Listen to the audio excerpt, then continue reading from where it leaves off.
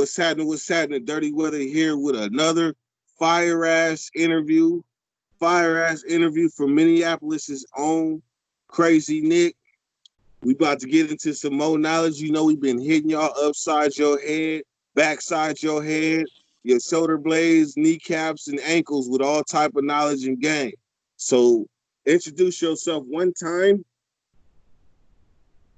What's up, man? I'm Crazy Nick. I'm from Minneapolis, South Minneapolis, but I'm a North Sider too. I'm giving you guys information, man, that took me. I've been gathering this information for 42 years, man. People have done prison time, you know, are in the graveyard and all kinds of other places, man. And this information is super important to certain people, not everybody. You know what I'm saying? A lot of this information isn't even relevant to me anymore. You know what I'm saying? But it's relevant to some of you guys out there that want to do this shit. You know what I'm saying? And be in the streets and all that kind of shit. Like, you need to know what the fuck you're up against, man. Because it's a motherfucker, man. So we'll get into it. If I would have if I would have had somebody to tell me what time it was when I was young, my life would have been a whole lot different. I didn't know and that's a lot what we're going to get into too, is we're going to get into how we originated to what we became as criminals and shit, and why we went to prison and shit like that, and how it all started and what we were actually doing, because I was just being a kid. I was just swimming in the lake, bro. When I ended up going to the county for the first time, I was just being a kid, and I got accosted by like this 40-year-old drunk who didn't want us like swimming on the dock that was like floating in the middle of the lake. And he like grabbed my chain. I had like this little silver Cadillac chain, and he like grabbed my chain and was like, "I'll drown you in the lake if I see you out there again." And I was like, "You know what? I'm gonna go home and get my 22 and come back and shoot you in your fucking face." And my dumb ass had it, and I really had it. Now, I had stole it from, I don't even know whose parent, you know what I'm saying? Kids going around hanging out with other kids. You start going through shit, you know what I'm saying? You fuck around, find some shit whenever they ain't paying attention. You know, I ended up with this little 22, and I dry fired it so many times until the hammer one day, I fired it, in the firing pin literally fell out the front of the gun. Damn. So the gun, I put it back in the gun, and I smashed the metal down a little bit. I mashed it down a little bit. So now it was just a one shot, and it'll just jam. But it'll shoot one bullet, but the next one won't feed right because the firing pin is like, it won't fall back how it needs to. You know what I'm saying? So even at that young of an age, I understood how to like manipulate things and how to tinker with things. So even though this gun really didn't work, I could still get one shot off with it. So before I could turn around and go to where I was going to go, luckily they didn't take me too serious, I guess, and raid my house.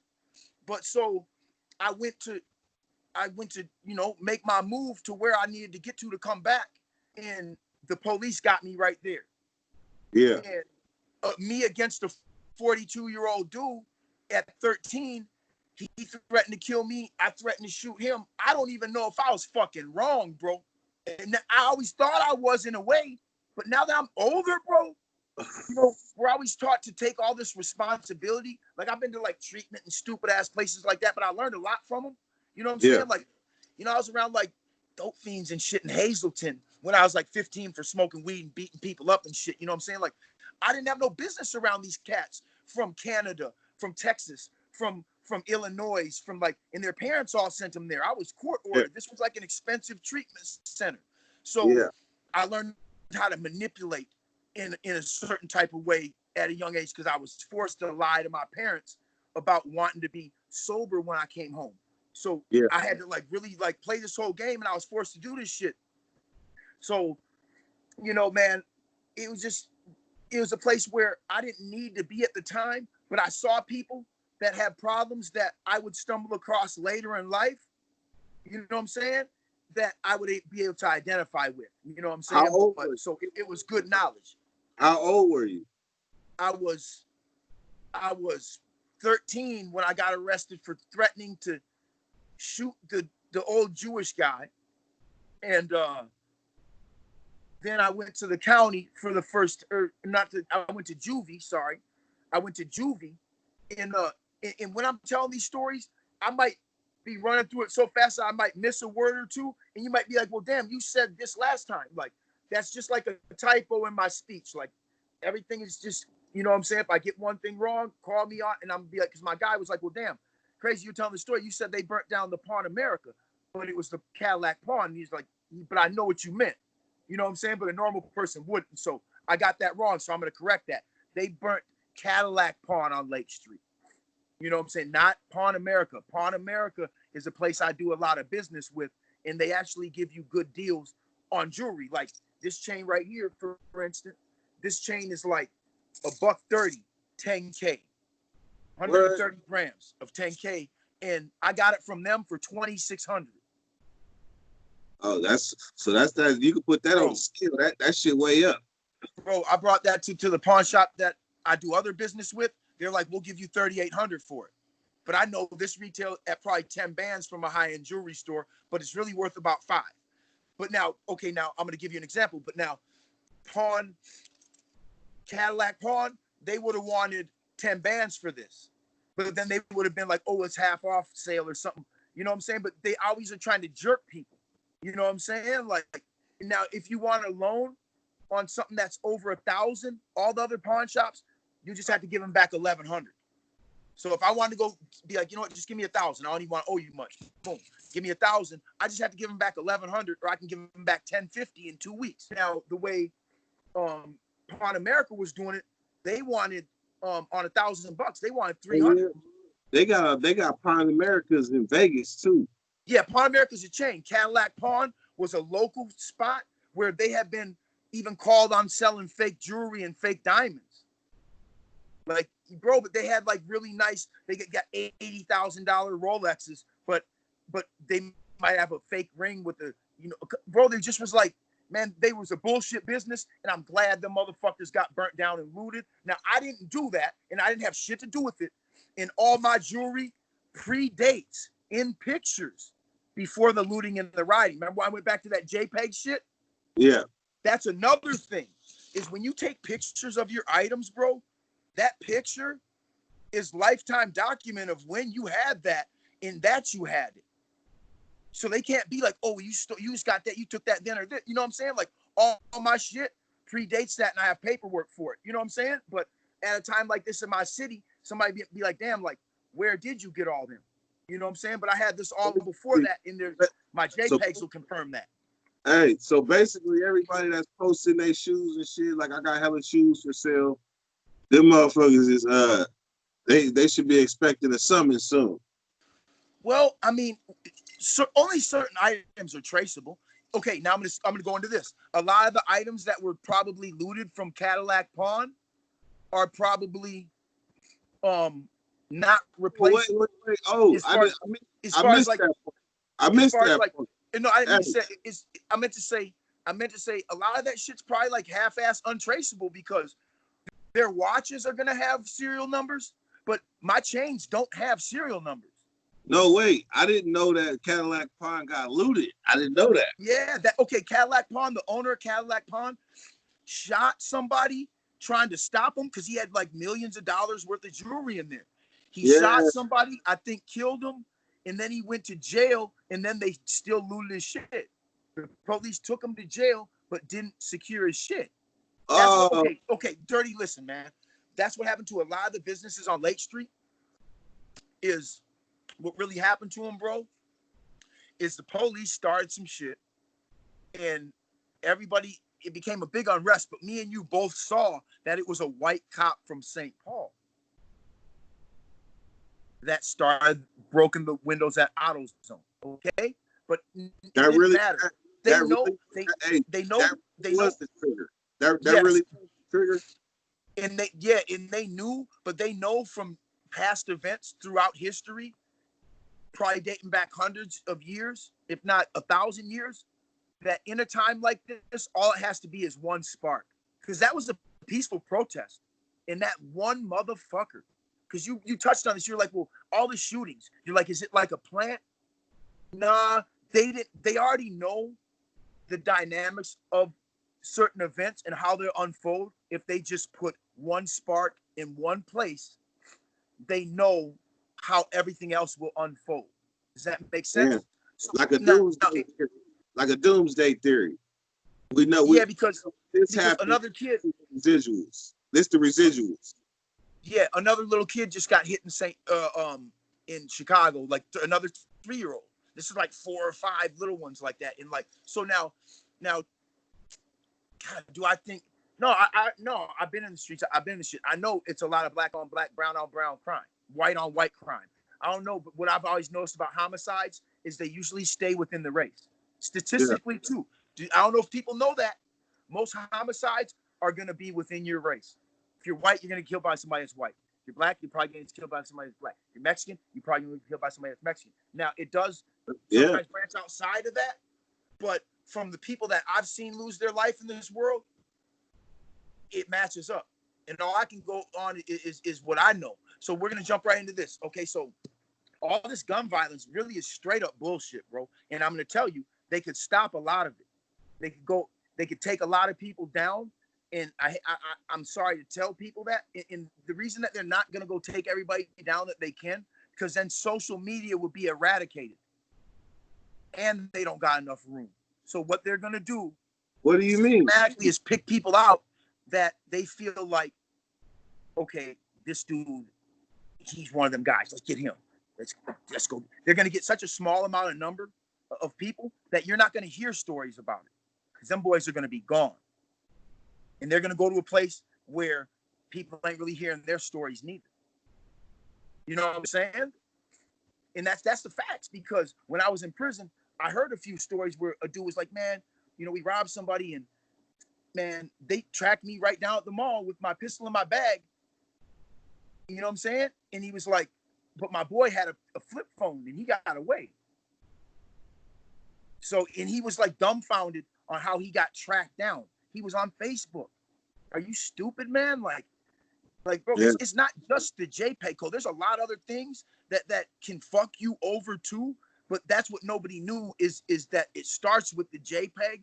That gives you longitude, latitude, time, and date. And I sent you that picture. You can, like, if you wanted to do enough researching, you could, I could go find somebody if I wanted to. You know what I'm saying? I could really go find, if I want to do all the dicking around, which I'm not going to do, because I don't have an interest in proving. A lot of what I'm saying is already proven to me, so I'm just going to give it to people. And if they want to do their research, they can. Let me bring some type. Let me bring some type of knowledge to that. I remember when I was on the run, I was having a lot of close calls. I mean, the police was getting behind me, running my plates, and my place was in my name, and I'm in Florida on a California warrant, and they was letting me go. There was times when they got me, and check this out. Hey, this is gonna blow your mind, Dirt. You just brought some shit that we never would have brought up. Okay, it was non-extraditable. Hold on. So when I got stopped in Texas, when I got stopped at the border patrol, it was what? In Texas. They said they called California non-extraditable. I got pulled over in Oklahoma, and I was blessed because the dude couldn't find me in the system. Period. Then I had a fender bender in Atlanta, and they was about to take me because of that warrant, but they didn't take me. They was like, you know what, California taking too long. We ain't tripping. We gonna just do your thing, right? So then finally, were you in custody? Did you go into custody for the fender bender? No, I was standing right there with just like they're on the spot. They let you go. Right. They was waiting for California to respond. California didn't respond. So then I finally get caught slipping in Altamont Springs in Florida, and then they take me to Seminole County Jail, and then from there I get extradited back to California. But I bumped into somebody that was from Vegas. They had smacked somebody in Vegas, and they ran to Florida too. I was on the run for 6 months. This motherfucker was on the run for 6 days. He said, I don't know how they tracked me.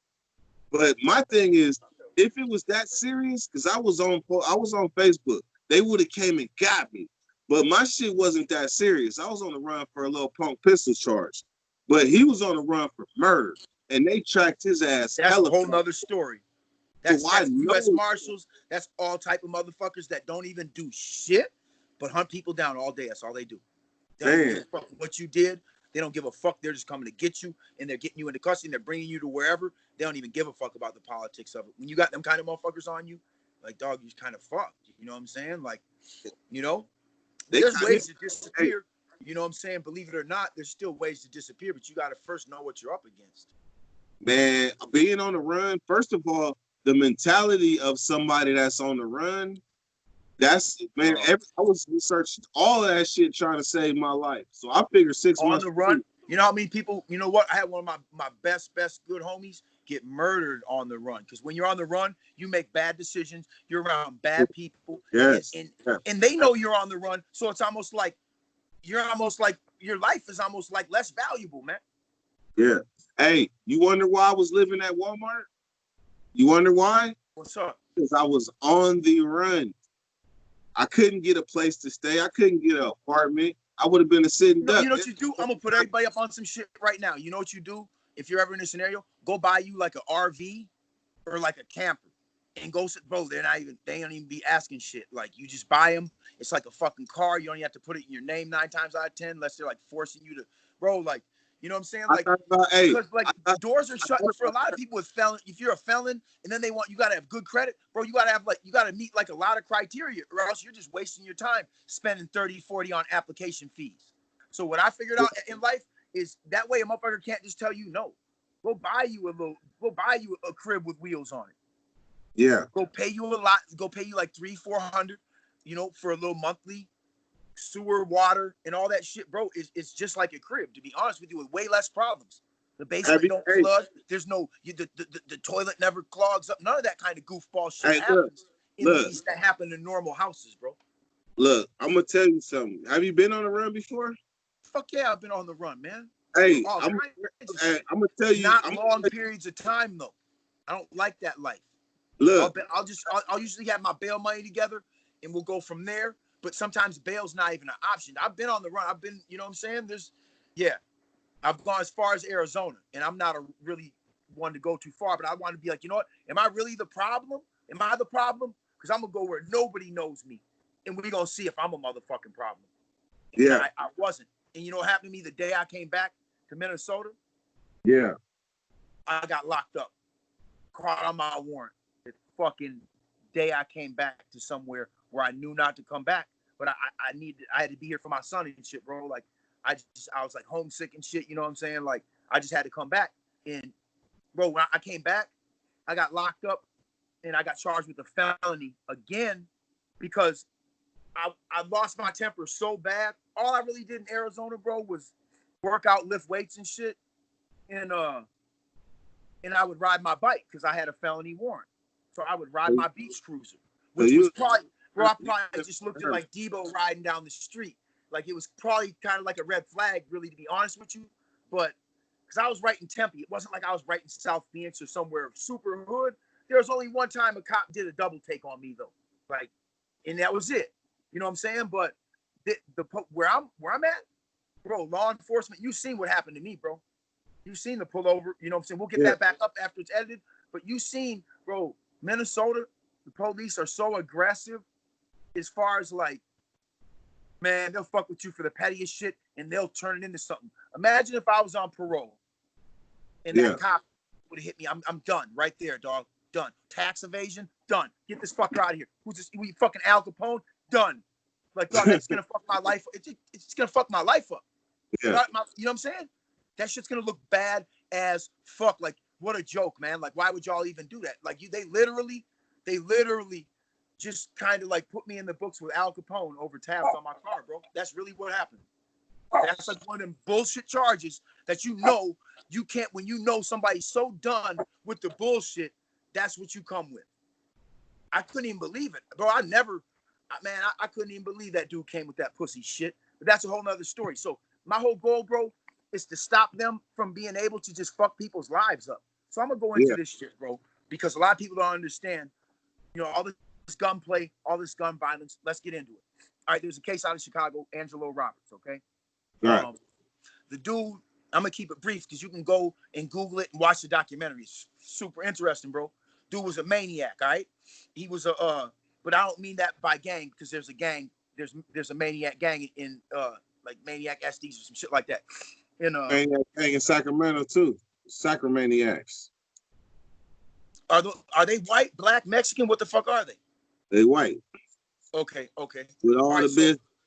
All right, so Chicago shit. All right, so the dude ends up getting caught buying a law rocket and some other like AR-15s and, you know, military type shit. But honestly, now everything in the street is military type weaponry.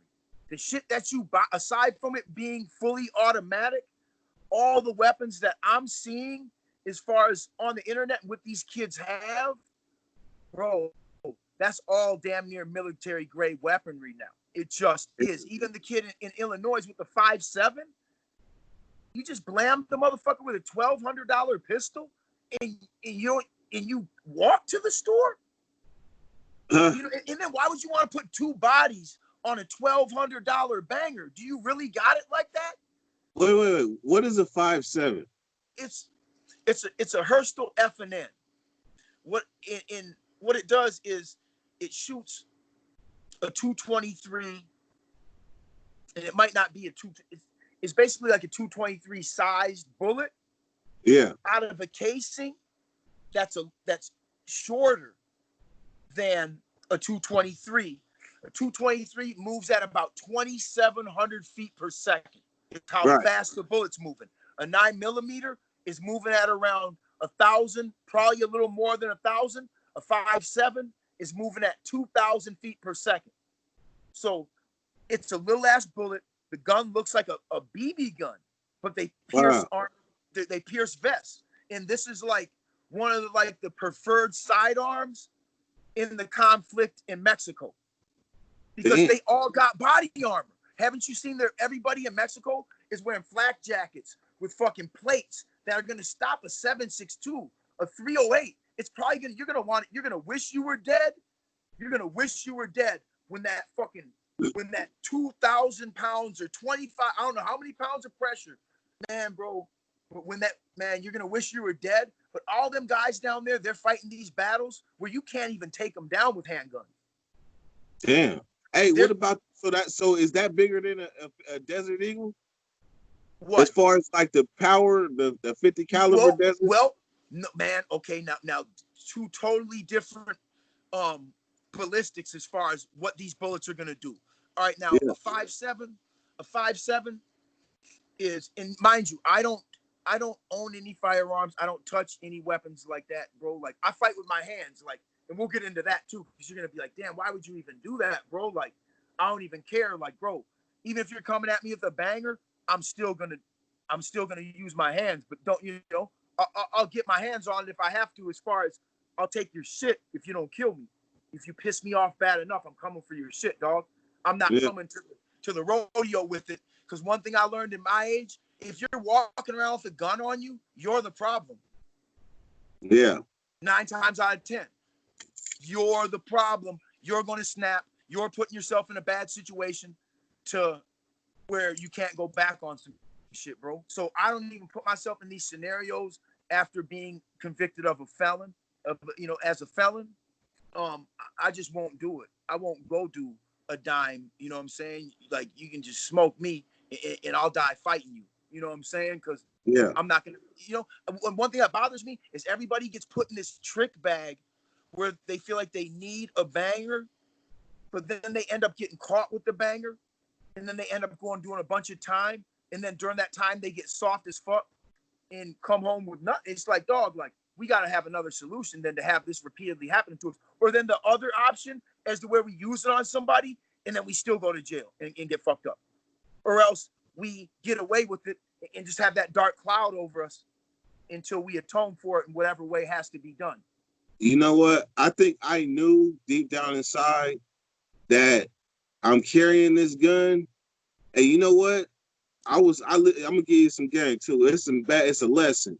I remember somebody in prison went on a visit, came back and said, yeah, I'm about to come home. My girl said it. She talked to my PO. and that she can carry her registered gun in the car with me as long as it's in a locked case. That's what he said, right?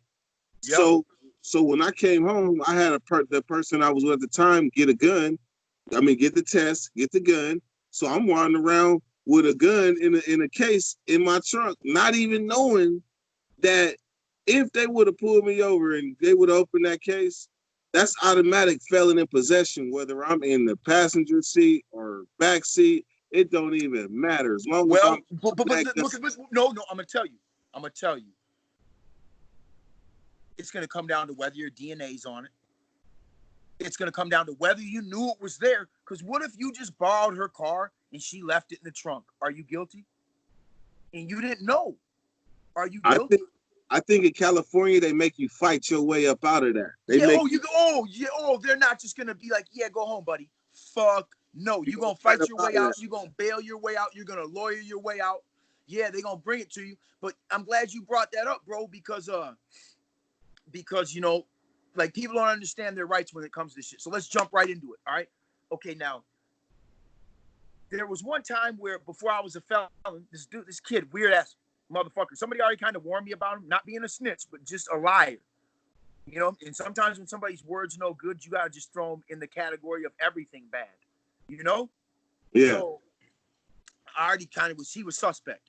So the motherfucker comes to me with a couple of like Polaroid pictures, if I'm not mistaken, and he's trying to like sell me these guns.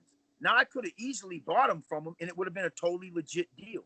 You know what I'm saying? Because the Second Amendment gives people the right to barter and trade and bear firearms. So if we're like a couple of hillbillies in the middle of nowhere, I can trade you. If we're not felons, I can trade you my shotgun for your pickup truck. And you know what we need as proof? A handwritten bill of sale. Yeah. And from citizen to citizen, we don't have the burden of checking each other's backgrounds. It's not your fault if I lie to you and I'm like, yeah, I'm not a felon. Bro, citizen to citizen, that's not your problem. It's on the purchaser. Now, if you're a gun dealer, everything has to go through a background check. Everything has to like, you know, so there's no fucking around. So if that happens, What about you're the doing gun time show? as an FFL carrier.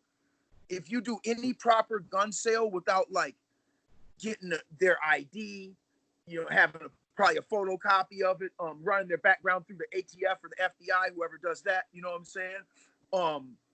Which they're not allowed to keep a database of who owns firearms. They're not cars, part of the Second Amendment. A lot of people don't know this shit. To know who owns the gun, they have to recover it. Then they trace it back to whoever made the last sale with the FFL. So then they go to the gun store and then they get the documents from the gun store. Only then do they know who the true purchaser of the gun was. Up until that point, they either register as stolen or not. That is as far as Yeah. guns can register because of the Second Amendment. Wow. So they're not like cars. People don't understand that shit. Like, as long as that gun is clean and it's cased and it's not loaded, however it has to be in your state, it's totally legit to be having your car until you're a felon or until you have a felony amount of any type of shit around you like that. You know what I'm Yeah. saying? So you could have your gun could be totally legit. You could do the wrong thing, and that gun could get you 5-10 years now because you had something else with it. You can't do that. You Yeah. know?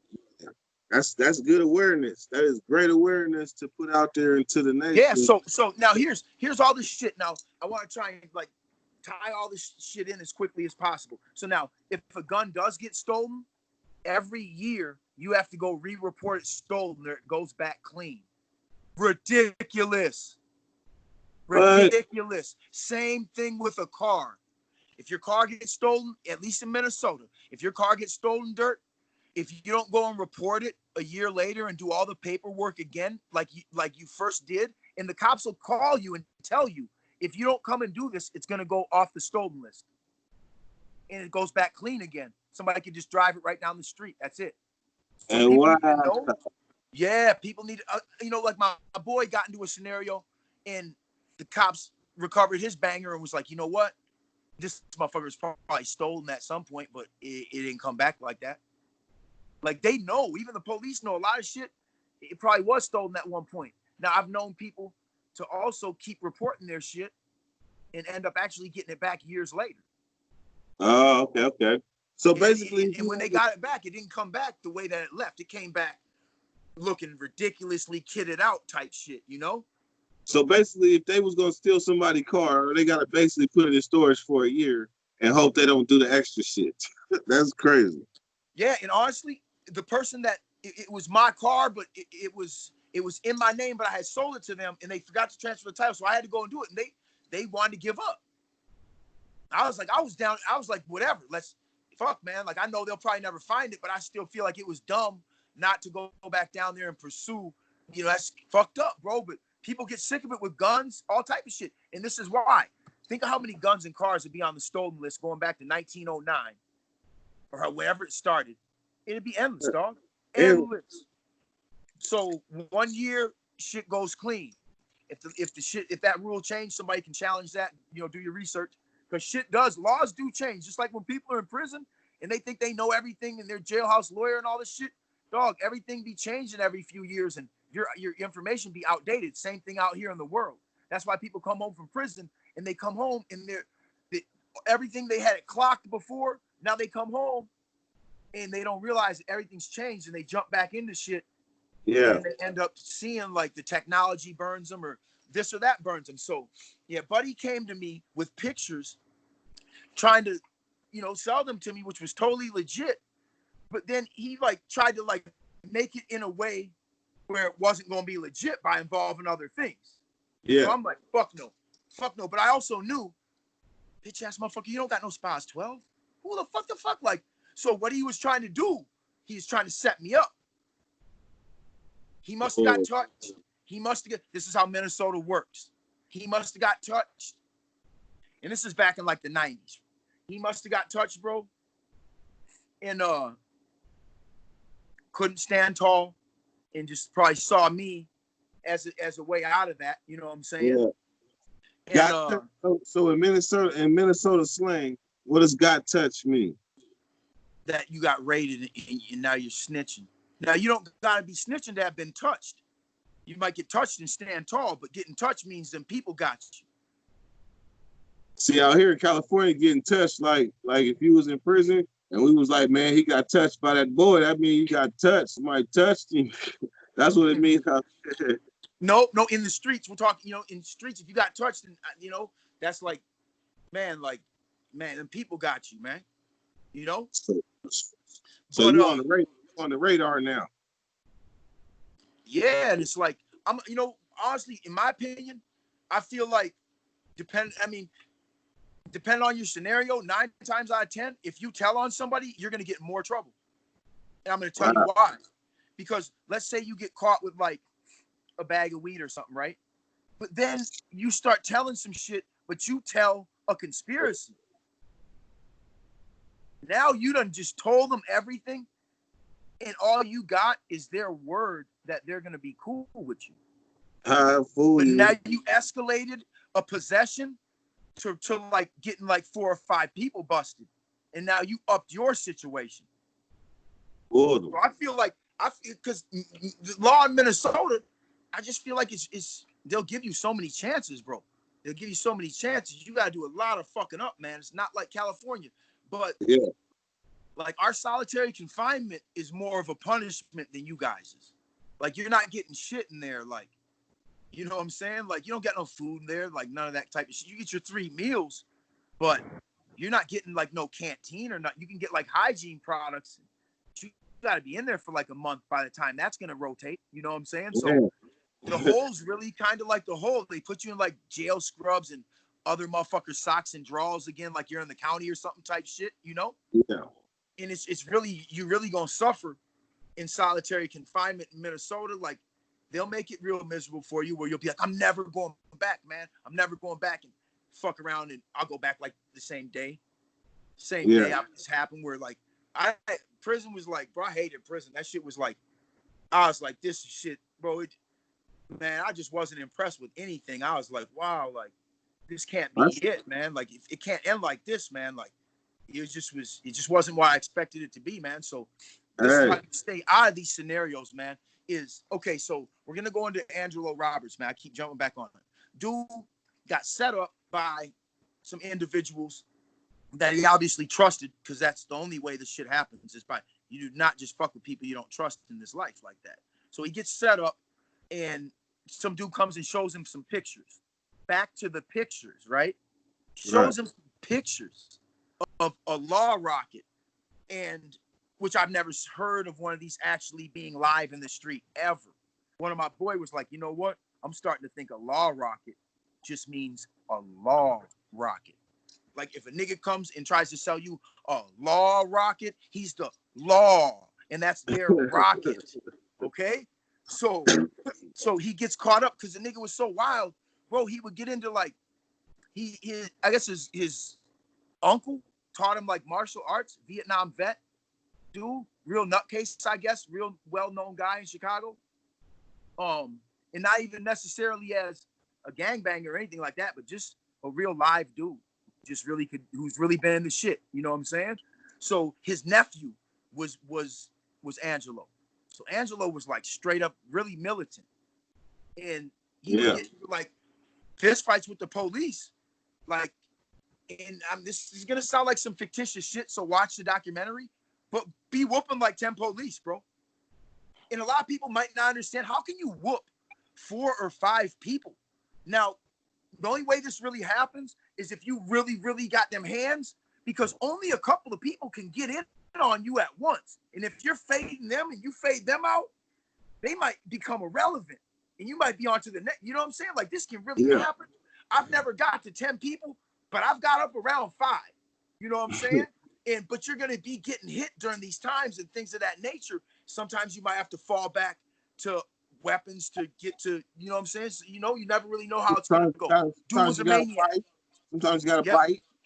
Yep. You know how it goes. So dude was a real maniac, used to get into it with the police, ended up, so he got charged in a conspiracy where they were saying he bought these weapons to shoot them at the police station, which I don't know if it's true or false. They found him dead in the car, at some point throughout his criminal career, probably shortly after this, before he was convicted of this case, he lost his life.